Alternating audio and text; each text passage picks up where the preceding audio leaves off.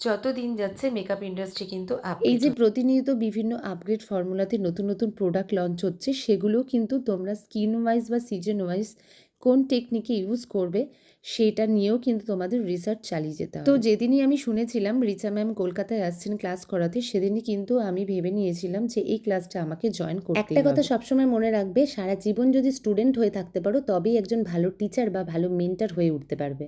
আর গুরুর কিন্তু কোনো বয়স হয় না, তাই যার কাছ থেকে এত কিছু নিয়ে গেলাম তাকে তো প্রণাম করতেই হতো। আর যার জন্য আমরা এই প্ল্যাটফর্মে আসতে পেরেছি তিনি আমাদের গোটা মেকআপ ইন্ডাস্ট্রির গুরু, কারণ তিনি না থাকলে আমরা কিন্তু এই প্ল্যাটফর্মগুলোতে পৌঁছতেই পারতাম না। সত্যি কথা বলতে শুধুমাত্র কলকাতা না, কলকাতার বাইরে থেকে যেমন অনেক আর্টিস্টরা এসেছিলেন এই ক্লাসটা জয়েন করতে, তেমন ইন্ডিয়ার বাইরে থেকেও মানে বাংলাদেশ থেকেও অনেক আর্টিস্টরা এসেছিলেন এই ক্লাসটাতে জয়েন করতে।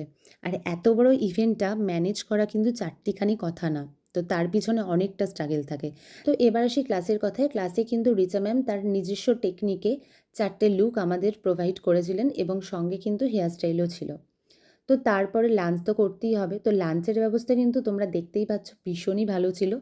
কিন্তু আমার যখন দই বড়ার দিকে চোখ পড়েছিল, যেটা আমার সবচেয়ে ফেভারিট, আর ছিল কুলের আচার, সেটা আমি একটু বেশি খেয়ে ফেলেছি। তো এই যে মানুষটাকে তোমরা দেখতে পাচ্ছ, যারা যারা এই ইন্ডাস্ট্রির সাথে কানেক্ট আছো তারা হয়তো কম বেশি অনেকেই চেনো। ইনি হলেন ক্রোন, কলকাতার বেস্ট অ্যাঙ্কারার। আর রিচা ম্যামের এই ইভেন্টে উনিই অ্যাঙ্কারিং করেছেন। আর সবথেকে বড় কথা হলো, আমার যখন ফার্স্ট ওয়ার্কশপ হয়েছিল আজ থেকে 1.5 বছর আগে, আমি যখন স্টেজ শো করেছিলাম, তখন কিন্তু ক্রোনই ছিল আমার অ্যাঙ্কারার। সব কিছুর মধ্যে যেই ভিডিওটা তোমাদের না দেখালে নয় সেটা কিন্তু দীপান্বিতার ভিডিও। ও কিন্তু প্রেগনেন্সি অবস্থায় ক্লাস করতে এসেছে, যেখানে ও বেবি ডেলিভারি নিয়ে পিরিয়ড ক্লাসে চলে একদম এসেছে সামান্য। দীপান্বিতা সঙ্গে তুমি ক্লাসটা মিস করা যাবে না, আমি একটাও যাবো না। একদম তুমি ক্লাস শিখে গেল, তাই তো দীপান্বিতা? ছেলে হলো মেকআপ আর্টিস্টই বানাবে, ওদেরই পয়সা। তো বুঝতেই একদম, পারছো শেখার ইচ্ছা কতটা প্রবল থাকলে পরে আর দিনের শেষে নিজেকে আপগ্রেড করতে হলে আমাদের কতটা স্ট্রাগল করতে হয়।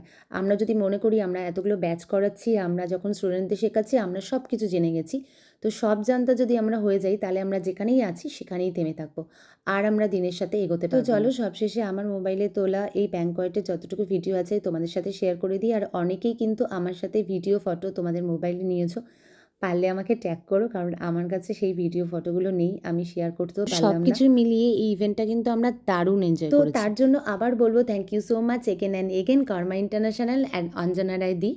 আর আমার আপকামিং স্টুডেন্টদের বলবো যা আমি নিয়ে আসি তোমাদের সঙ্গে অবশ্যই করে শেয়ার করব। আমার প্রত্যেকটা ব্যাচেই আমি কিছু আপগ্রেডেশন রাখার চেষ্টা করি, তো সেগুলো আশা করি তোমাদেরও ভালো লাগবে। তো চলো, যারা যারা আমার ভিডিওটা দেখলে তাদের সবাইকে অনেক অনেক ভালোবাসা। Thank you so much, love you all.